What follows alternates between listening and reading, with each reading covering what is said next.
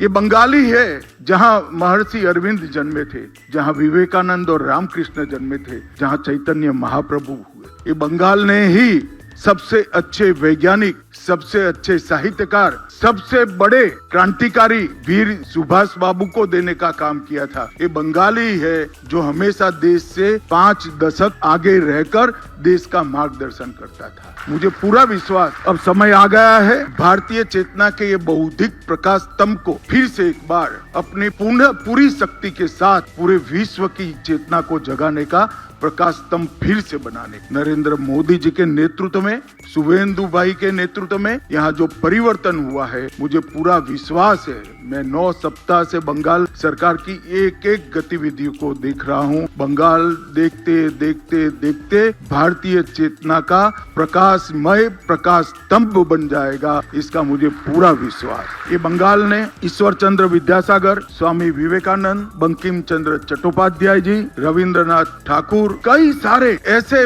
महापुरुष दिए जिन्होंने भारतीय चेतना को आगे बढ़ाया। और भारत को समझना है तो महर्षि अरविंद को पढ़े बगैर आप भारत को समझ ही नहीं सकते। वो महान व्यक्ति ने भारत के भूतकाल को भी लिखा, वर्तमान को भी लिखा और भविष्य को भी चिन्हित कर नई पीढ़ी के सामने रख दिया। और महर्षि अरविंद की ही वाणी है कि एक दिन भारत माता निश्चित रूप से विश्व गुरु के स्थान पर पुनः प्रस्थापित होगी और पूरे विश्व को अपना सबसे अच्छा देने का प्रयास करेगी। मित्रों, यहाँ पर जब मैं आया हूँ तब युवा पीढ़ी को खास कहना चाहता हूँ कि शब्द को समझिए, भाषा को समझिए, उच्चारणों को शुद्ध कर दीजिए और व्याकरण को आत्मसात कर आपकी अभिव्यक्ति को प्रभावशाली बनाइए। वो समाज में आपकी स्वीकृति को अनेक गुना बढ़ा देगी। ये मेरा अनुभव है। मित्रों, आज हर्ष का विषय ये भी है कि जब पूरा देश वंदे मातरम का 150वां वर्ष मना रहा है, तब इस शब्द संग्रहालय का उद्घाटन हो रहा है। यहाँ मंच पर खड़े रहकर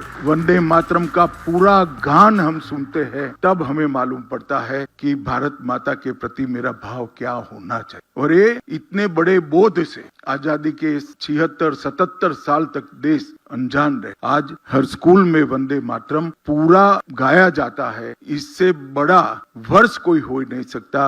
और उसी वर्ष में शब्द संग्रहालय की स्थापना हुई। मोदी जी ने 2024 में बांग्ला को शास्त्रीय भाषा का दर्जा दिया। ये भाषा का शास्त्रीय भाषा का दर्जा बांग्ला को मिलना एक कब से ड्यू था, उसको भी मोदी जी ने समाप्त करा। और श्यामा प्रसाद मुखर्जी का भी 125 साल समाप्त। और श्यामा प्रसाद मुखर्जी ही थे जिन्होंने कलकत्ता विश्वविद्यालय में जब वो युवा कुलपति बने तब कवि गुरु टैगोर से दीक्षांत संबोधन कराया था। और पूरी भारत की यूनिवर्सिटियों में अंग्रेजी कोई कालखंड में पहला बांग्ला भाषा में दीक्षांत प्रवचन श्यामा प्रसाद मुखर्जी जी ने कविवर टैगोर से। और मित्रों, आज बंगाल फिर से सोनार बांग्ला बनने की दिशा में आगे बढ़ा है। मैंने शुभेंदु जी को बहुत भाव के साथ एक पत्र लिखा है। जो मेरे मन के भाव थे वो एक पत्र में लिखे हैं। मुझे आशा है कि शुभेंदु जी जरूर ये बात को पूरी भी करेंगे और गुरुवर टैगोर का ये जो स्वप्न है उसको भी पूरा करेंगे।